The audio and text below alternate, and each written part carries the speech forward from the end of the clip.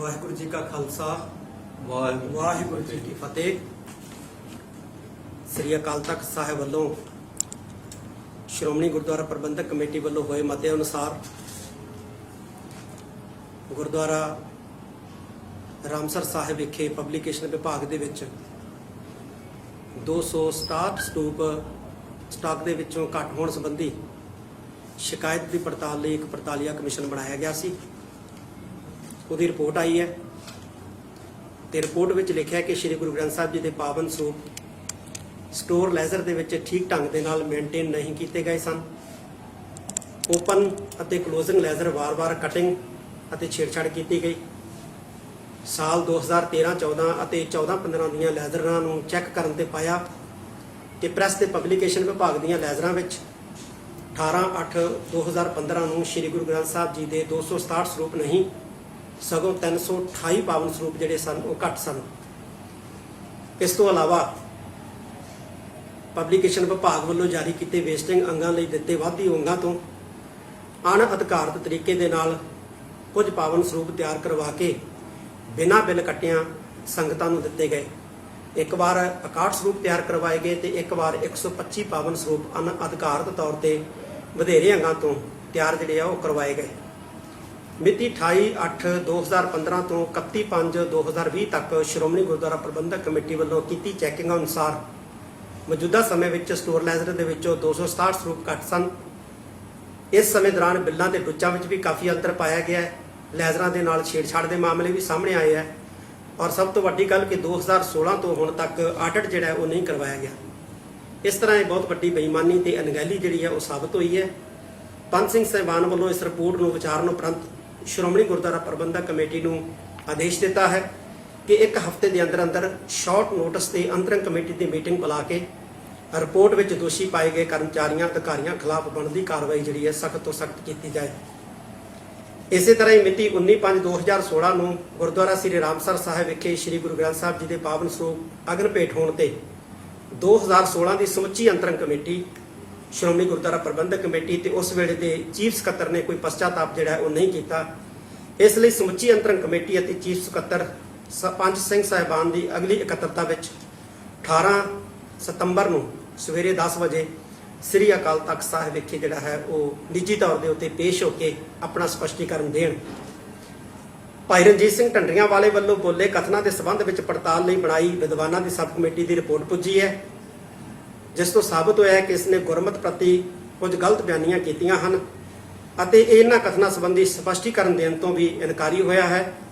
ਇਸ ਸੰਬੰਧੀ ਸ੍ਰੀ ਅਕਾਲ ਤਖਤ ਸਾਹਿਬ ਵਿਖੇ ਪੰਜ ਸਿੰਘ ਸਾਹਿਬਾਨ ਦੀ ਇਕੱਤਰਤਾ ਵਿੱਚ ਵਿਚਾਰ ਕਰਨ ਉਪਰੰਤ ਫੈਸਲਾ ਹੋਇਆ ਕਿ ਗੁਰੂ ਗ੍ਰੰਥ ਗੁਰੂ ਪੰਥ ਨੂੰ ਸਮਰਪਿਤ ਤੇ ਪਰੰਪਰਾਵਾਂ ਦੀ ਰਾਖੀ ਲਈ ਵਚਨਬੱਧ ਦੇਸ਼ ਵਿਦੇਸ਼ ਦੀਆਂ ਸਿੱਖ ਸੰਗਤਾਂ ਸੰਸਥਾਵਾਂ ਤੇ ਗੁਰਦੁਆਰਾ ਪ੍ਰਬੰਧਕਾਂ ਨੂੰ ਆਦੇਸ਼ ਕੀਤਾ ਜਾਂਦਾ ਹੈ ਕਿ ਜਿੰਨਾ ਚਿਰ ਸ੍ਰੀ ਅਕਾਲ ਤਖਤ ਸਾਹਿਬ ਤੇ ਆਪਣੀਆਂ ਗਲਤੀ ਬਿਆਨੀਆਂ ਲਈ ਪੇਸ਼ ਹੋ ਕੇ ਮਾਫੀ ਨਹੀਂ ਮੰਗਦਾ ਉਹਨਾਂ ਚੀ ਇਸ ਦੇ ਸਮਾਗਮ ਜਿਹੜੇ ਆ ਉਹ ਗੁਰਦੁਆਰੇ ਸਾਹਿਬਾਨ ਦੇ ਵਿੱਚ ਨਾ ਕਰਵਾਏ ਜਾਣ। ਜੇਕਰ ਕੋਈ ਸਮਾਗਮ ਕਰਾਉਂਦਾ ਹੈ ਤਾਂ ਉਹ ਅਣਸਖਾਵੀ ਘਟਨਾ ਲਈ ਖੁਦ ਜ਼ਿੰਮੇਵਾਰ ਹੋਵੇਗਾ। ਨਾ ਇਸ ਨੂੰ ਸੁਣਿਆ ਜਾਵੇ ਤੇ ਨਾ ਹੀ ਇਸ ਦੀਆਂ ਵੀਡੀਓ ਆਦਿ ਅੱਗੇ ਸ਼ੇਅਰ ਕੀਤੀਆਂ ਜਾਣ। ਜੇ ਅਜੇ ਵੀ ਬਾਜ਼ ਨਾ ਆਇਆ ਤਾਂ ਇਸ ਤੇ ਸਖਤ ਤੋਂ ਸਖਤ ਕਾਰਵਾਈ ਜਿਹੜੀ ਉਹ ਕੀਤੀ ਜਾਏਗੀ। ਇਸੇ ਤਰ੍ਹਾਂ ਹਰਿੰਦਰ ਸਿੰਘ ਨਰਵੈਰ ਖਾਲਸਾ ਯੂਕੇ ਦੇ ਖਿਲਾਫ ਪਿਛਲੇ ਸਮੇਂ ਸੰਗਤਾਂ ਵੱਲੋਂ ਸ੍ਰੀ ਗੁਰੂ ਨਾਨਕ ਦੇਵ ਜੀ ਪ੍ਰਤੀ ਇਤਰਾਜ਼ਯੋਗ ਸ਼ਬਦਾਵਲੀ ਵਰਤਣ ਦੇ ਸੰਬੰਧ ਵਿੱਚ ਸ਼ਿਕਾਇਤਾਂ ਪੁੱਜੀਆਂ ਸਨ, ਜਿਸ ਦੀ ਇਸ ਨੂੰ ਪੱਤਰਕਾਰ ਨੰਬਰ ਆੜਾ ਤੱਤਾ 19377 ਮਿਤੀ 6/1/2020 ਰਾਹੀਂ 15 ਦਿਨ ਦੇ ਅੰਦਰ ਸਪਸ਼ਟੀਕਰਨ ਮੰਗਿਆ ਸੀ। ਇਸ ਨੇ ਸ੍ਰੀ ਅਕਾਲ ਤਖਤ ਸਾਹਿਬ ਵਿਖੇ ਨਹੀਂ ਭੇਜਿਆ। ਇਸ ਸੰਬੰਧੀ ਸ੍ਰੀ ਅਕਾਲ ਤਖਤ ਸਾਹਿਬ ਵਿਖੇ ਪੰਜ ਸਿੰਘ ਸਾਹਿਬਾਨ ਦੀ ਇਕੱਤਰਤਾ ਵਿੱਚ ਵਿਚਾਰ ਕਰਨ ਉਪਰੰਤ ਫੈਸਲਾ ਹੋਇਆ ਕਿ ਸ੍ਰੀ ਗੁਰੂ ਗ੍ਰੰਥ ਸਾਹਿਬ ਗੁਰੂ ਪੰਥ ਨੂੰ ਸਮਰਪਿਤ ਤੇ ਪਰੰਪਰਾਵਾਂ ਦੀ ਰਾਖੀ ਲਈ ਵਚਨਬੱਧ ਦੇਸ਼ ਵਿਦੇਸ਼ ਦੀਆਂ ਸਿੱਖ ਸੰਗਤਾਂ ਸੰਸਥਾਵਾਂ ਤੇ ਪ੍ਰਬੰਧਕਾਂ ਨੂੰ ਆਦੇਸ਼ ਕੀਤਾ ਜਾਂਦਾ ਹੈ ਕਿ ਜਿੰਨਾ ਚਿਰ ਆਪਣੀ ਗਲਤੀ ਬਿਆਨੀਆਂ ਲਈ ਅਕਾਲ ਤਖਤ ਸਾਹਿਬ ਤੇ ਪੇਸ਼ ਹੋ ਕੇ ਮਾਫੀ ਨਹੀਂ ਮੰਗਦਾ ਉਹਨਾਂ ਚਿਰ ਇਸ ਦੇ ਸਮਾਗਮ ਵੀ ਜਿਹੜੇ ਉਹ ਨਾ ਕਰਵਾਏ ਜਾਣ।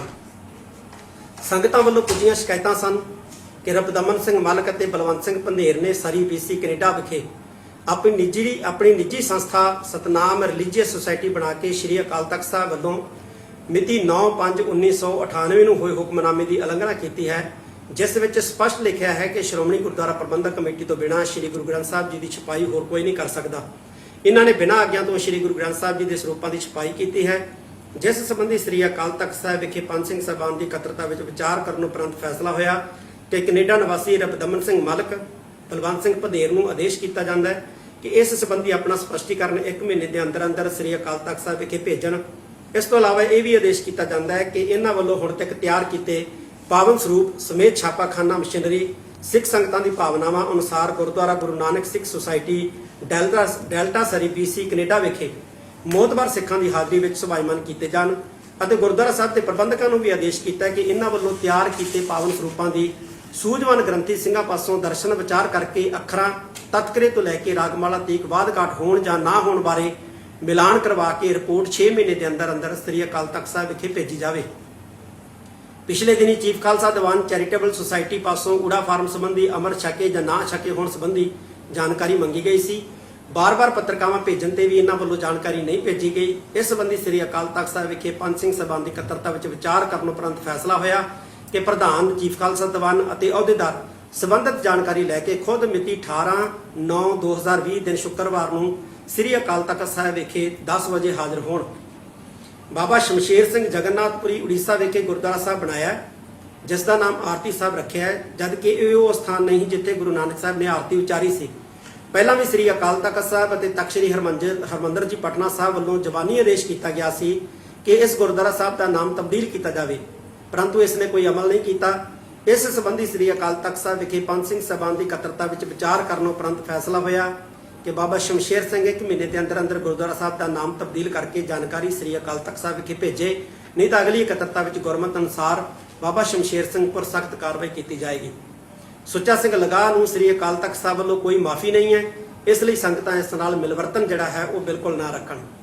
ਸਾਬਕਾ ਜਥੇਦਾਰ ਗਿਆਨੀ ਇਕਬਾਲ ਸਿੰਘ ਨੇ ਅਯੁੱਧਿਆ ਵਿਖੇ ਇੱਕ ਸਮਾਗਮ ਵਿੱਚ ਦਿੱਤੇ ਬਿਆਨ ਦੇ ਨਾਲ ਸਾਡੀ ਜਿਹੜੀ ਹੈ ਪੰਜੇ ਸਿੰਘ ਸਾਹਿਬਾਨਾਂ ਦੀ ਅਸਹਿਮਤੀ ਹੈ ਔਰ ਸਿੱਖ ਇੱਕ ਵੱਖਰੀ ਕੌਮ ਹੈ। ਅਸੀਂ ਸਾਰੀ ਦੁਨੀਆ ਨੂੰ, ਸਾਰੇ ਸੰਸਾਰ ਨੂੰ ਇਹ ਦੱਸ ਦੇਣਾ ਚਾਹੁੰਦੇ ਹਾਂ ਕਿ ਸਿੱਖ ਇੱਕ ਵੱਖਰੀ ਕੌਮ ਸੀ, ਵੱਖਰੀ ਕੌਮ ਹੈ ਅਤੇ ਵੱਖਰੀ ਕੌਮ ਰਹੇਗੀ।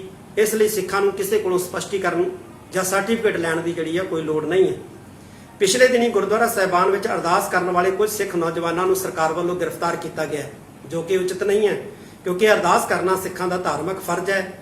ਸਿੱਖ ਹਮੇਸ਼ਾ ਹੀ ਅਰਦਾਸ ਰਾਹੀਂ ਰਾਜ ਕਰੇਗਾ ਖਾਲਸਾ ਦੇ ਸੰਕਲਪ ਨੂੰ ਦ੍ਰਿੜ ਕਰਦੇ ਹਨ। ਇਸ ਲਈ ਅਰਦਾਸ ਕਰਨਾ ਕੋਈ ਜੁਰਮ ਨਹੀਂ, ਪਰ ਪੈਸੇ ਦੇ ਲਾਲਚ ਵਿੱਚ ਕੀਤੀ ਜਾਂ ਕਰਵਾਈ ਅਰਦਾਸ ਸਿੱਖ ਧਰਮ ਦਾ ਅੰਗ ਨਹੀਂ ਹੈ।